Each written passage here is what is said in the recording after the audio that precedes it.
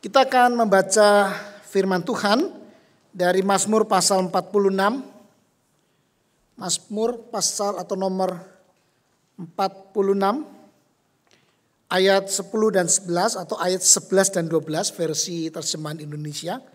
Mengapa berbeda ayat? Karena Indonesia pada judul diberikan nomor ya. Jadi kita akan membaca ayat-ayat ini, dua ayat terakhir. Kita membacanya, saya akan membacakannya. Diamlah dan ketahuilah bahwa akulah Allah. Aku ditinggikan di antara bangsa-bangsa, ditinggikan di bumi. Tuhan semesta alam menyertai kita. Kota benteng kita ialah Allah Yakub. Sampai di sana pembacaan Alkitab firman Tuhan. Berbahagialah kita semua yang telah mendengar dan memelihara di dalam kehidupan kita. Haleluya.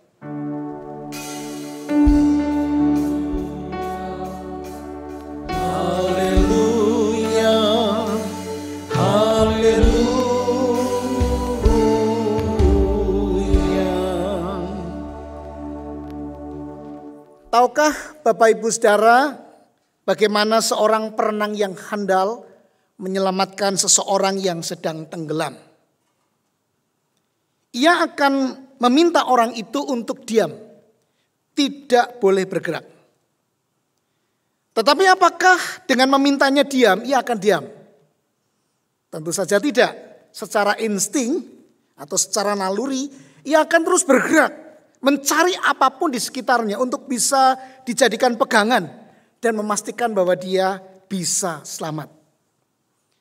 Padahal dengan terus-menerus bergerak dalam ketakutan, keadaan malah makin sulit untuk ditolong dan diselamatkan.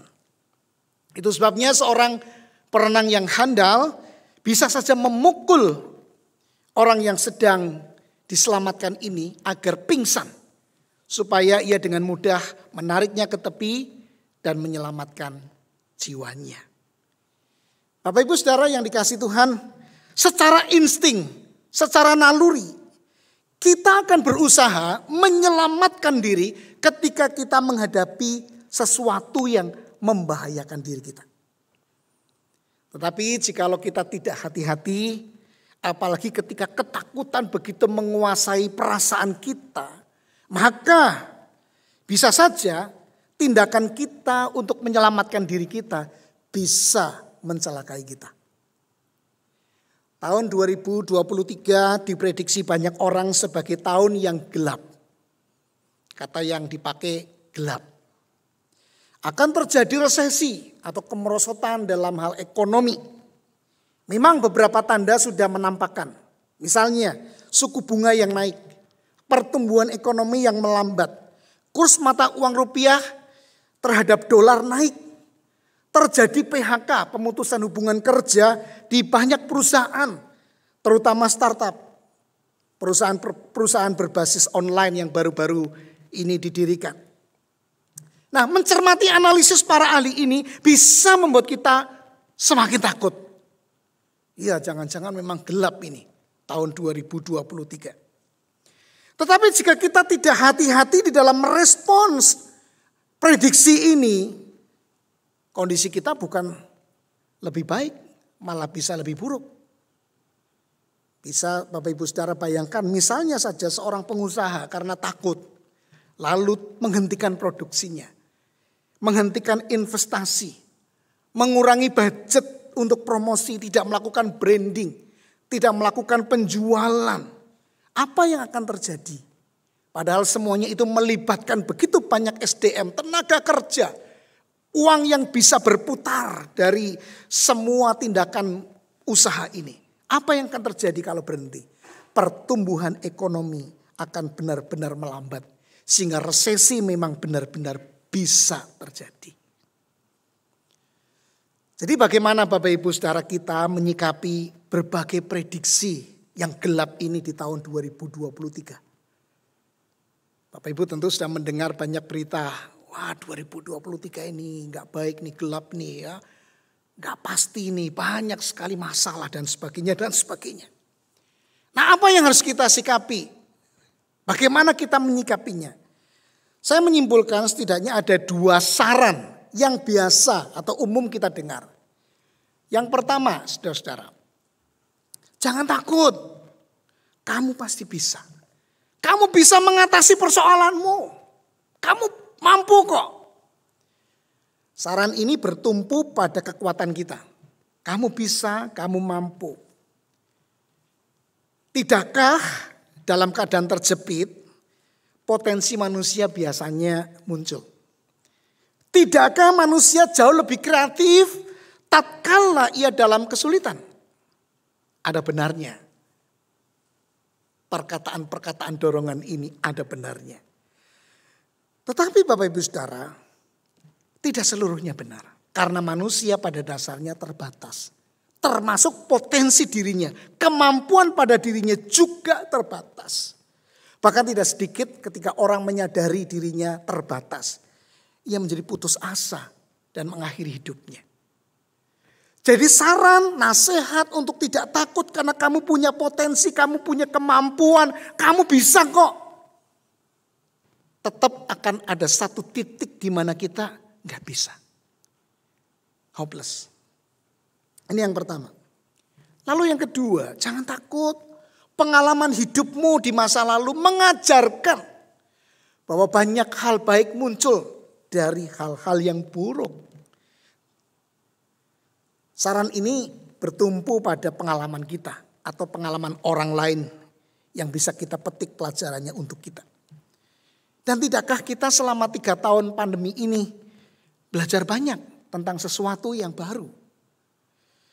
Ada banyak hal tak terduga yang negatif, tetapi ada banyak hal tak terduga yang positif, bukan? Misalnya Bapak Ibu Saudara, di masa pandemi, banyak orang yang tadinya gaptek, gagap teknologi, sekarang menjadi handal. Ada mak-mak yang sekarang pinter mengoperasikan Zoom, Google Meet. Dulu nggak tahu apa-apa. Saya juga dulu nggak bisa mengedit video, tapi gara-gara pandemi dipaksa kondisinya, akhirnya kita menjadi kreatif, bisa. Waktu pertama kali Zoom itu saya paling stres sebetulnya, ngomong di depan orang yang semuanya nggak nutup wajahnya, nggak kelihatan, jadi ngomong sendiri. Itu juga butuh adaptasi, tapi lama-lama kita bisa melakukannya dengan baik sampai hari ini. Persekutuan doa Rabu juga online. Yang ngomong sendiri kayak ngomong sendiri, nggak ada orang yang kelihatan di layar itu. Dari orang yang tidak paham bisnis online, sekarang pinter. Bukalapak, ya di Tokopedia, di Shopee dan sebagainya itu. Sangat banyak startup itu. Bisnis jualan ini jualan itu ya. Keren, ada satu kemajuan, ada satu perkembangan. Cuannya ada di situ. Tetapi Bapak Ibu Saudara, saran ini yang sangat berfokus pada pengalaman diri. Sekali lagi ini ada batasnya. Sama seperti kita juga ada batasnya. Pengalaman hidup kita sebetulnya juga terbatas. Lagi pula Bapak Ibu Saudara, apa yang kita alami di masa lalu, katakanlah tahun 2022 kita sudah alami itu, belum tentu cocok untuk masa sekarang ini. Belum tentu cocok. Misalnya saran model bisnis di masa lalu kita tidak tentu cocok untuk model bisnis kita di saat ini. Apalagi mendatang. Akan terus ada perubahan. Ada satu pergerakan, pergeseran. Perubahan-perubahan yang terus. Sehingga pengalaman kita tidak pernah cukup. Walaupun penting. Tidak pernah cukup untuk menjadi pegangan hidup kita. Menjalani hidup di masa sekarang dan masa yang akan datang. Penting, baik, tapi tidak pernah cukup. Jadi Bapak Ibu Saudara, baik saran yang pertama yang berfokus pada potensi diri, maupun saran kedua yang bertumpu pada pengalaman hidup, keduanya ada batasnya. Dan saya harus katakan 2 saran ini paling sering disampaikan oleh para motivator. Saudara silakan lihat di YouTube bagaimana saya juga mendengarkan Helmi Yahya ya, kemarin memberikan saran-saran tips-tips bagus untuk tahun 2023. Intinya di sini semua, kamu bisa, kamu mampu. Pengalamanmu cukup di masa lalu. Nanti kamu akan punya sesuatu yang akan muncul dari hidupmu, kreativitas. Tidak usah takut. Tidak usah takut itu betul. Tapi alasannya yang sekarang ini perlu dipertanyakan. Nah hari ini Bapak Ibu Saudara, saya ingin menyampaikan sesuatu yang tidak pernah berubah dan itu akan menjadi pegangan kita selama-lamanya. Dan Bapak Ibu Saudara tentu tahu apa yang saya maksudkan. Karena ini ada di dalam firman Tuhan. Yaitu Tuhan sendiri. Dia andalan kita.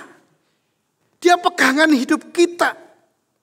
Di tengah segala sesuatu yang terus berubah. Dia Allah yang tidak berubah. Yang layak kita jadikan andalan. Tuhan sosok prajurit yang sejati. Nah, kenapa saya nanti sebut Tuhan di sini sebagai sosok prajurit? Karena ini nampak jelas penggambarannya ada di Mazmur 46. Sosok Allah sebagai prajurit sejati disaksikan pemazmur di Mazmur 46. Kalau Bapak Ibu Saudara membaca mulai ayat 1, maka di sana digambarkan Allah akan hadir bagi umatnya. Dan akan melindungi umatnya secara habis-habisan. Untuk memastikan umatnya mengalami kemenangan. Bukan sebagai hasil perjuangan umatnya Israel. Tetapi semata-mata karena perjuangan Allah sendiri. Allah yang berperang di depan. Sebagai seorang prajurit yang sejati. Sebagai Allah yang maha kuasa mengalahkan musuh-musuh Israel. Mazmur 46 yang sebenarnya merupakan nyanyian jemaat. Jadi ini sebetulnya nyanyian jemaat. Tapi berangkat dari pengalaman jemaat bersama dengan Allah. Dan itu kebenarannya diajarkan dalam sebuah nyanyian. Nah, Mazmur 46 ini uniknya Bapak Ibu Saudara. Memiliki hanya satu kata perintah. Yang secara langsung diucapkan Tuhan Allah. Nah kata itu apa? Ada di ayat yang ke-10 ketika Tuhan sendiri berfirman. Diamlah. Ini satu kata dalam bahasa Ibrani yang merupakan imperatif, perintah, dan itu diucapkan oleh Tuhan Allah secara langsung. Nah, apa artinya diam di sini? Diam di sini bukan panggilan untuk meditasi, bukan ajakan untuk bersaat teduh, bukan. Walaupun kita tahu bersaat teduh, membaca firman itu sesuatu kehendak Tuhan, ya, bagus, penting. Tetapi di sini maknanya bukan itu. Bukan supaya kita saat teduh, saat hening, bukan. Juga bukan perintah untuk tidak melakukan apa-apa. Apalagi apa yang menjadi tanggung jawab kita. Enggak, kita tetap punya tanggung jawab yang harus kita kerjakan. Tetapi diam di sini merupakan panggilan untuk berhenti dari segala bentuk kekhawatiran, keresahan, dan ketakutan kita. Dia merupakan panggilan untuk berhenti dan mengetahui dia adalah Allah yang berkuasa. Dia penguasa alam semesta ini dan dialah yang berperang mengatasi musuh-musuh Israel. Saudara lihat di ayat sebelumnya, 2 ayat sebelumnya, 8 dan 9. Israel diminta oleh penulis Mazmur untuk memperhatikan, memandang pekerjaan Tuhan yang mengalahkan musuh-musuh Israel. Apa yang dilakukan Tuhan? Menghentikan perang dengan mematahkan busur panah, menumpulkan tombak, membakar kereta perang dengan api. Allah sendiri yang disebutkan melakukan atau mengadakan pemusnahan di bumi. Israel hanya diminta untuk diam dan mengetahui Tuhan yang berkuasa itu yang berperang. Tetapi sayangnya Bapak Ibu Saudara, dalam kenyataannya Israel di tengah ketakutan terhadap musuh-musuhnya sering berupaya melindungi dirinya dengan cara-cara yang justru bertentangan dengan kehendak Tuhan. Yang melecehkan Tuhan. Karena mereka berlindung pada bangsa-bangsa lain. Merasa aman dalam perlindungan bangsa-bangsa lain. Mereka lupa bahwa Tuhan adalah prajurit yang sejati. Yang selalu hadir dan memastikan mereka di dalam perlindungan Allah yang Maha Tinggi. Israel dapat digambarkan seperti seorang yang tadi sedang tenggelam dalam ketakutan berusaha menyelamatkan dirinya dengan apa yang bisa dia lakukan. Tanpa menyerahkan segala keresahannya, ketakutannya kepada Tuhan yang berperang bagi umatnya. Nah, hari ini Bapak Ibu Saudara, Tuhan meminta kita untuk diam. Artinya kita membiarkan Allah menjadi Allah sebagaimana Dia. Let God be God. Membiarkan Allah bekerja dengan kuasanya, mengatasi setiap persoalan di dalam hidup kita yang bisa mencuri kedamaian di dalam hati kita. Rasa takut akan hidup ini. Biarkan Allah bekerja. Diam kamu. Tuhan yang berperang. Bapak Ibu Saudara, tentu Bapak Ibu Saudara sangat familiar dengan kisah ini. Kisah Daud melawan Goliat. Ini sebagai kisah yang mendukung Mazmur 46 yang saya sedang uraikan ini. Bapak Ibu Saudara, sering dulu saya termasuk di dalamnya memahami kisah ini dengan cara seperti ini. Daud itu adalah representasi kita atau wakil kita. Sekaligus teladan kita bagaimana seharusnya kita berperang menghadapi Goliat yang adalah musuh-musuh kita. Yang sering ditafsir itu masalah hidup, giant, raksasa dalam kehidupan kita. Daud itu bisa mengalahkan setiap persoalan yang besar itu. Karena dia membawa nama Tuhan. Dia membawa nama Allah yang Maha Kuasa. Itu yang sering kali saya juga ajarkan. Di sini kita ditempatkan seperti Daud yang berperang. Tambahannya kuasa Allah. Kalau nasihat motivator yang pertama tadi, kamu bisa, kamu mampu, kamu hebat. Lawan itu dengan kekuatanmu. Nah sekarang rada rohani. Sedikit lebih rohani. Kamu bisa karena ada Tuhan bersama kamu. Kamu bisa mengalahkan persoalanmu karena Tuhan. Karena Tuhan, karena Tuhan. Betul juga sih, betul juga. Tetapi Bapak Ibu Saudara, sekarang saya melihatnya secara berbeda. Ini saya pernah ikut seminar di Jakarta, City to City intensif. Dari seorang tokoh yang sangat mempengaruhi gerakan ini yaitu Timothy Keller. Dia menceritakan begini saudara. Daud ini bukan menggambarkan kita, bukan mewakili kita. Tapi dia tipikalnya Kristus. Sedangkan Goliat itu iblis. Jadi dalam konteks peperangan Daud melawan Goliat itu adalah kuasa Allah dan iblis. Karena memang Bapak Ibu Saudara, di sepanjang Alkitab kita akan menemukan pertempuran yang baik dan jahat. Pertempuran yang benar dan salah yang jahat ini selalu menggambarkan pertempuran Allah dan iblis. Ingat ketika saya menyampaikan ini di perayaan Natal, Herodes itu dia bukan sekedar melakukan kejahatan. Tapi dia sebetulnya melanjutkan kejahatan-kejahatan yang sebelumnya di dalam kontrol iblis untuk menggagalkan rencana Allah. Sama seperti ketika Daud melawan Goliat, itu mewakili bangsa umat Allah melawan bangsa yang tidak menyembah Allah, yang melawan Allah. Jelas itu adalah pertempuran yang lebih besar daripada sekedar pertempuran fisik. Dan kita tahu Bapak Ibu Saudara, prinsip Alkitab yang indah adalah justru yang dianggap lemah. Daud ini kan lemah. Cuman pakai ketapel. Tidak pakai perlengkapan senjata apapun.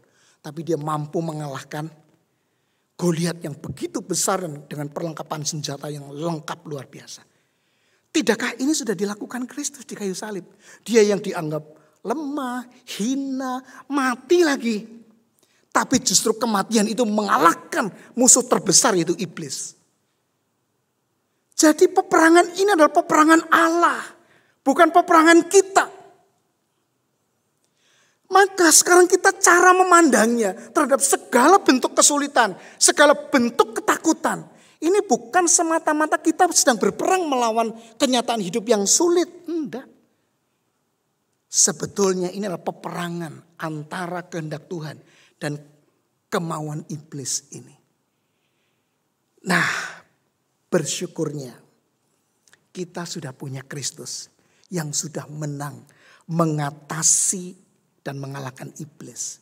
Yang perang Tuhan di depan. Kita itu cuma diminta diam. Melihat Allah kita itu penuh dengan kuasa. Kalau dosa saja bisa dikalahkan.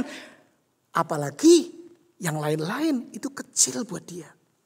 Kecil. Di tangan Tuhan itu dia bisa lakukan apa saja. Untuk memberi kepada kita dan memastikan kemenangan di dalam kehidupan kita. Jadi sekarang kita cara memandangnya tidak seperti ini. Kita perang. Melawan kesulitan. Pakai nama Tuhan sebagai senjata. Dia sebagai alat yang kita pakai untuk memerangi. Sekarang kita cara pandangnya apa? Bukan kita yang berperang. Tuhan sebagai prajurit yang sejati. Yang sedang berperang. Dan dia sudah memastikan kemenangan itu bagi umatnya. Kita cuma diminta apa? Diam. Dan ketahuilah. Dia adalah Allah yang Maha Kuasa. Dia ditinggikan oleh segala bangsa. Dan ini merujuk kepada Kristus yang ditinggikan di kayu salib.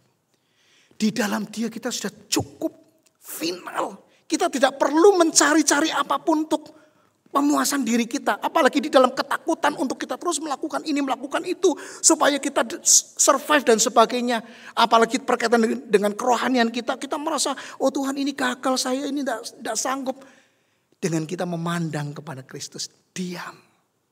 Kita tahu dia prajurit yang sejati. Dia sudah mengalahkan dosa. Dan memastikan kita mengalami kemenangan. Kalau seperti ini cara pandangnya, mestinya kita tidak perlu lagi takut. Prediksi apapun soal ahli ekonomi, ahli peperangan, tidak takut. Tuhan sang prajurit yang sejati, prajurit ilahi, dia sudah mengalahkan di kayu salib untuk kita. Kalau dia saja rela datang ke dalam dunia untuk dosa kita, untuk keselamatan kita, masakan yang lain-lain itu menjadi sulit buat dia untuk dikerjakan bagi kebaikan kita. Tidakkah ini seharusnya membuat kita sejahtera? Tidak usah takut. Tapi saran tidak takut bukan didasarkan pada kekuatan kita, potensi kita, bukan pada pengalaman kita, tapi kepada Tuhan yang tidak berubah. Waktu saya mempersiapkan ini saya ingat seorang tentara Jepang. Ini kisah lama yang bersembunyi di hutan selama 28 tahun. Saudara mungkin masih ingat orangnya. Ini yang pakai topi itu waktu dia sebagai tentara, sebagai prajurit Jepang melawan tentara Amerika. Nah, dia bersembunyi karena takut ditangkap oleh Amerika dan dibunuh. Ya, dia malu sekali kalau tertangkap. Maka dia bersembunyi di gua yang dibuatnya selama 28 tahun di Pulau Guam. Nah, saudara, yang menarik adalah perang 28 tahun itu sebenarnya sudah selesai. Amerika sudah menarik tentaranya, ya. Bom di Jepang itu ya terjadi tahun 40-an itu mengakhiri perang dunia kedua. Tapi orang ini berpikir masih perang. Jadi dia terus sembunyi setiap hari, sembunyi di gua itu. Ya kalau ada orang dia sembunyi, makanannya apa? Beruntung bisa makan daging sapi. Ya. Tetapi lebih sering makan kodok sama makan tikus. Selama 28 tahun. Nah tanggal 24 Januari tahun 72 dia ditemukan oleh pemburu binatang. Ada orang yang lagi buru binatang menemukan ini orang yang ditemukan di sebelahnya itu wajahnya kusut gitu. Sudah mulai tua 57-60 tahunan umurnya. Dia juga melawan si pemburu itu karena dikira itu penjahat perang, dia musuh. Amerika diserang. Tapi dia kalah, ditangkap. Sesungguhnya ditangkap untuk diselamatkan. Tapi dia pikir ditangkap untuk dijebloskan penjara. Dia dibawa ke pemerintahan Jepang. Ternyata 28 tahun perang sudah selesai. Tapi dia masih hidup di dalam peperangannya sendiri. Ini cerita pernah terjadi di dalam sejarah dunia.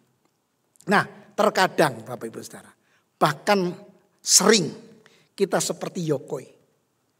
Kita takut menghadapi apa yang akan terjadi di depan. Kita pikir ini adalah dunia peperangan. Takut. Sehingga kita berbuat seolah-olah ada di dalam sebuah peperangan. Dan kita mengambil senjata ini, senjata itu, cara ini, cara itu. Terus dengan kekuatan kita. Kamu bisa, kamu lawan. Kamu punya pengalaman. Kerjakan lawan itu. Terus menerus. Sampai kita sendiri dalam ketakutan. Padahal masa depan kita sudah dijamin Tuhan. Dia rela datang ke dalam dunia. Mati demi kita. Kemenangan sudah diberikan. Perang sudah selesai dalam pengertian dikalahkan oleh Yesus di kayu salib. Tinggal kita itu menerima kemenangan. Tapi kita masih sering di dalam ketakutan itu. Masalah yang paling besar yaitu iblis dan kuasa dosa sudah dikalahkan. Kenapa kamu masih meributkan hal-hal kecil dalam hidupmu? Kita seringkali lupa menjadi seperti seorang yang tenggelam. Ambil sana, ambil sini, kita takut. Akhirnya kita celaka. Padahal ada seorang perenang handal yang sejati. Prajurit yang sejati dalam peperangan hidup kita. Yang sudah memberikan kemenangan untuk kita. Hari ini Bapak Ibu Saudara, mari kita tempatkan Tuhan di depan. Dia prajurit yang sejati. Kita nggak tahu apa yang akan terjadi di depan. Tapi kalau Tuhan yang berperang, dia pasti menang dan menjaminkan kita menang. Kalau ini andalan kita, mestinya kita tidak perlu takut, tidak perlu khawatir, tidak perlu resah. Apapun di tangan Tuhan, pasti untuk kebaikan anak-anaknya. Hari ini kita memasuki tahun 2023 yang diprediksi akan gelap. Tetapi firman Tuhan menyapa kita, diam dan ketahuilah bahwa akulah Allah.